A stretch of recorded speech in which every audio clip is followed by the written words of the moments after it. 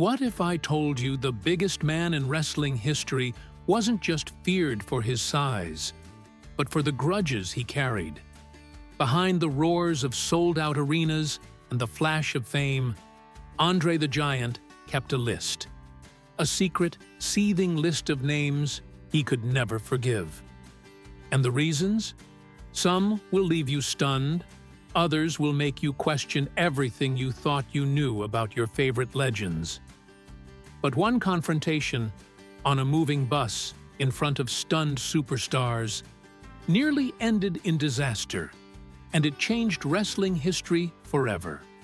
So why did the Giant turn on his own? And what happened to the men who dared to stand up to him? You're about to find out. Andre's hatred for Randy Macho Man Savage wasn't born out of competition or championship envy. It was slicker than that. Literally, it was baby oil. While fans adored Savage's flamboyance, Andre saw something else: unnecessary suffering. Covered in oil before every match, Randy would slide into the ring like he was prepping for a photo shoot, not a fight. For Andre, who struggled just to fit into hotel showers or clean up after a match, that oil was more than annoying. It made him feel disrespected.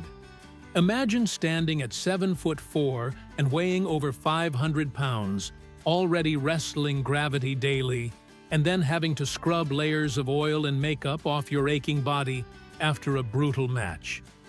Randy knew it drove Andre crazy. His brother Lanny confirmed it. But Randy wouldn't stop. "If I do it for Andre, I'll have to do it for everyone," he insisted. That defiance cost him. Andre didn't hide his anger. He stiffened his hits, let Randy feel every inch of that mountain of muscle, and iced him out behind the scenes. It wasn't about showbiz anymore, it was personal. But if Randy annoyed him, Hulk Hogan downright insulted Andre's values. Wrestling, to Andre, was sacred, a craft passed down through bruises, sweat, and silence. Hogan arrived loud, flashy, confident, too confident. Andre saw a man who hadn't earned the right to strut. So he humbled him, not with words, but with punishing slams and unforgiving grapples. Hogan would later admit Andre had no patience for his bravado, and he feared him deeply. And when WrestleMania 3 came around, the night that would etch their names into immortality, Hogan was trembling. He wrote the match layout down on paper, terrified Andre might refuse to follow it. That night, Andre could have crushed him, but he didn't. Instead, he chose to pass the torch. Not because he liked Hogan, but because he respected the legacy being built. It was one of the rare moments when the past embraced the future. But make no mistake, that moment was earned, not given. Then came Big John Studd, the man who tried to stand tall next to the Giant, and failed. Studd believed he could be the next Andre. He pumped himself with growth hormones, bragged about being the new Giant, even copied Andre's iconic move, stepping over the top rope. That small act? It was sacred to Andre, and Studd knew it. When he kept doing it, Andre snapped. One night in Des Moines, Iowa, he beat Studd so badly backstage that Studd picked up his gear and walked out. He didn't return that night. Maybe not ever in spirit. Because if there's one lesson you don't forget in wrestling, it's this: never challenge a king on his throne, especially not one built from pain, loyalty, and legacy. And then there was Kamala, James Harris, the Ugandan Giant, a man whose presence should have mirrored Andre's in awe and stature. But respect wasn't mutual. Their tension ignited in 1982 during their very first match. A simple misstep spiraled into real fury. Andre didn't hold back. He called Kamala a dumb SOB in front of the crowd. And when the blows came next, they weren't part of the script. Kamala fought back. The next night, fearing a repeat, Kamala brought a loaded .357 Magnum into the locker room. He didn't aim it, but he made sure André saw it. And what did the giant do? He raised his massive hands, smiled, and said, "Sorry, boss, I didn't mean it." The tension defused. But the wound? Never forgotten. What fans never saw was the complexity of André's world off camera. His life wasn't just wrestling rings and rivalries, it was built on wealth, pain, and resilience. He earned millions during his career, traveling globally and headlining sold-out arenas. Yet, much of that fortune slipped through his fingers. Private jets, luxury hotel stays, and constant travel demands bled his bank accounts. His only real estate was a ranch in North Carolina, a rare place of peace in a life lived on the move. Unlike modern stars, André didn't hoard high-end cars, but he favored spacious custom vans that could accommodate his massive frame. Watches? He had a taste for elegant, oversized timepieces, Rolex mostly, chosen more for practicality than flash. He did, however, protect what mattered. André reportedly held several key insurance policies, both personal and professional. These covered health emergencies, which were frequent due to his acromegaly, as well as injury-based career clauses, ensuring he was compensated if physical conditions stopped him from performing.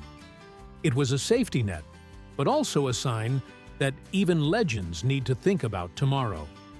André never chased brand deals the way celebrities do today, but his image sold millions in merchandise. Action figures, posters, shirts. Vince McMahon knew his value and leveraged it endlessly. The lesson here?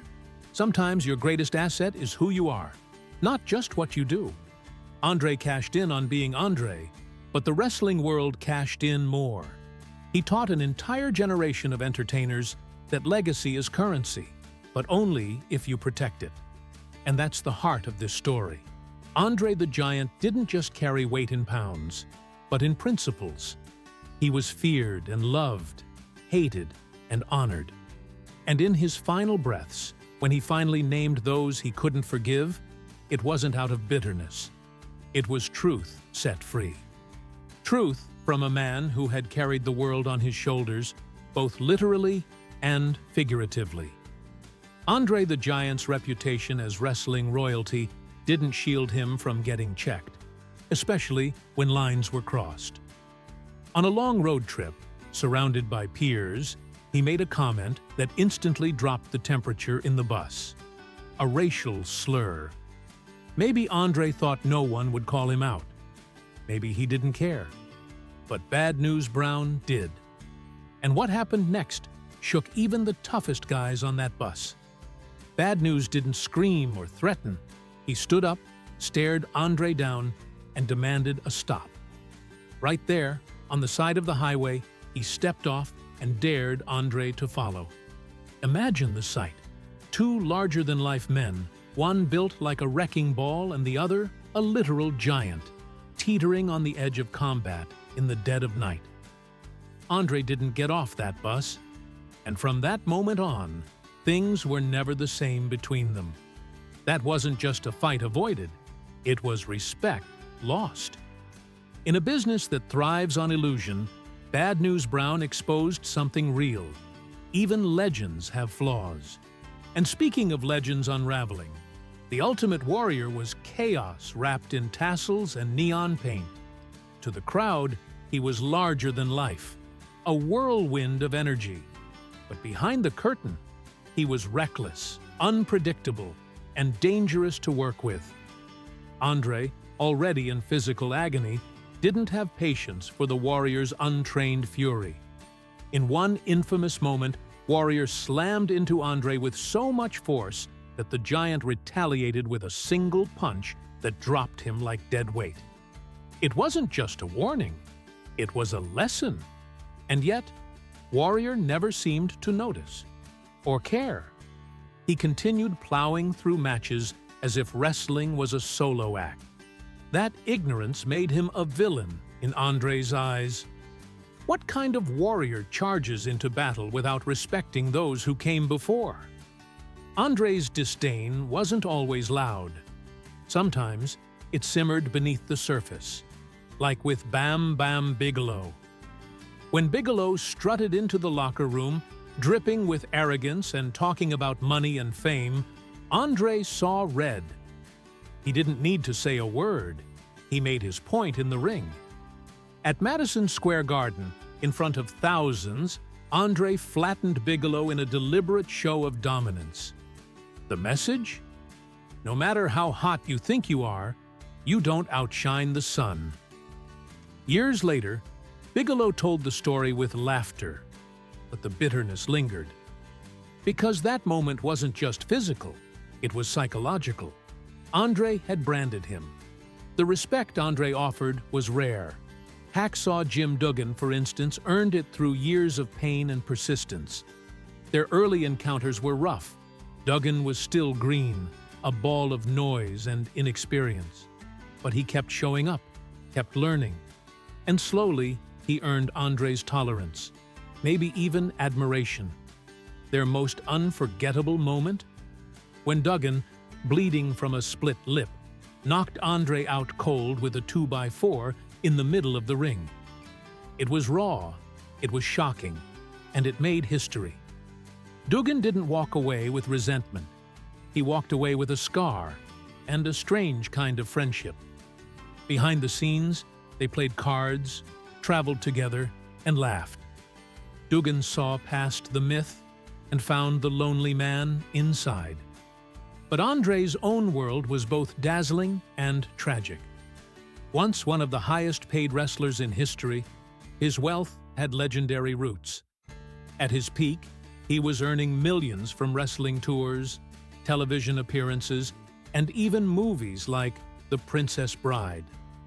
That film, which introduced him to a whole new generation, reportedly brought in over $30 million, and Andre's share, while undisclosed, helped boost his net worth considerably. At one point, his earnings were projected north of $10 million, an astounding number for a wrestler in the 80s. Yet Andre lived big, literally. His daily wine bill alone sometimes reached $1,000, and he often booked multiple hotel rooms just to accommodate his size. Despite a net worth that would today exceed $20 million adjusted for inflation, he never seemed interested in long-term wealth. He owned real estate in North Carolina and France, and though the exact value of those estates remains under wraps, estimates suggest the French farmhouse he cherished could fetch upwards of $1.5 million today. And let's not forget the lifestyle touches that reflected his unique status. Andre favored classic luxury, simple yet bold. Custom-built cars like a modified Lincoln Continental and a specially adjusted Cadillac were his go-tos, not for flash, but for fit. These vehicles had seats widened and ceilings lifted just to accommodate him. His wardrobe included custom-tailored suits and his watches.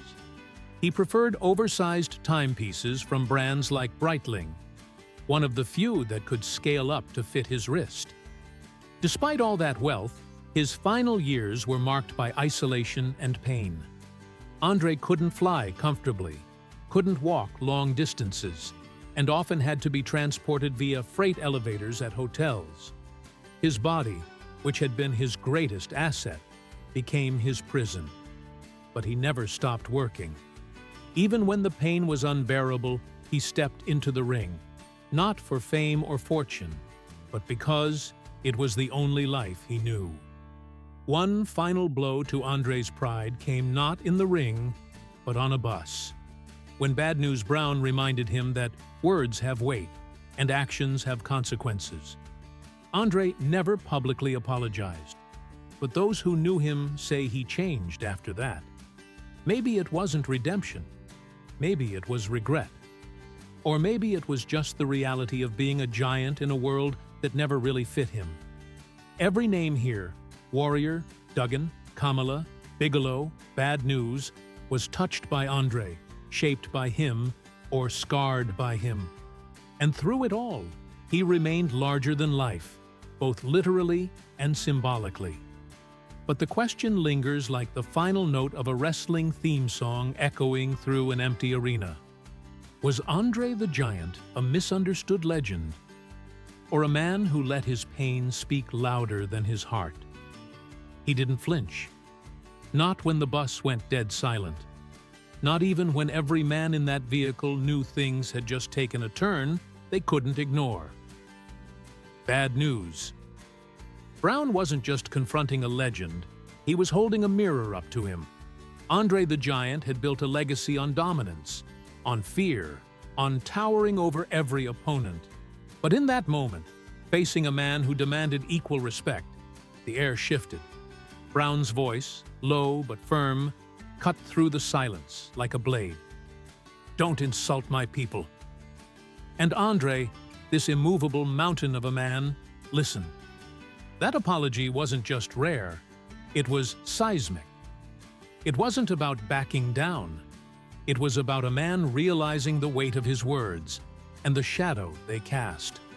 Respect in wrestling didn't come from belts or cheers. It came from standing your ground when it mattered. And nobody embodied that raw principle more fiercely than Brown. Yet that moment of tension eventually gave way to something oddly poetic. Two men, both misunderstood in different ways, both larger than life, found the tiniest fragment of common ground in a world built on competition. André never forgot it. Neither did Brown. And if you think that was the end of André's confrontations, think again. The Iron Sheik. Just the name stirred reactions. Boisterous, unpredictable, and maddeningly loud. He was wrestling's walking powder keg. But to André the Giant, he was more than a nuisance. He was a violation of everything sacred in the ring. Sheik had talent, no doubt. Olympic-level wrestling chops, charisma that could ignite a room, and a flair for controversy that kept him in headlines. But none of that impressed André. What got under his skin was Sheik's treatment of the journeymen, the undercard wrestlers who were grinding for gas money and respect. Sheik dismissed them. André protected them.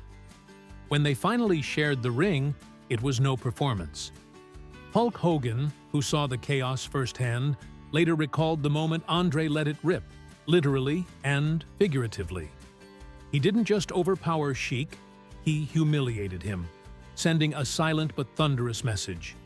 Ego dies where respect begins. And the locker room felt it. Bobby Heenan said it best. André didn't hate easily. But when he did, it scorched.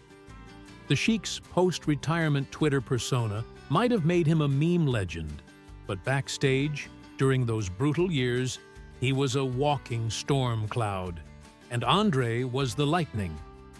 And then came Jake, the Snake, Roberts. Here's where things got complicated. Jake wasn't hated, not really. But in the beginning, André didn't trust him. Respect wasn't handed out. It had to be earned through fire. Their first match was a cold war. Jake was invisible in that ring. Every move was met with a wall. But instead of sulking, he stormed into André's locker room and did the unthinkable. He spoke up, loudly, angrily. And to everyone's shock, André respected that. In fact, that's all he was waiting for.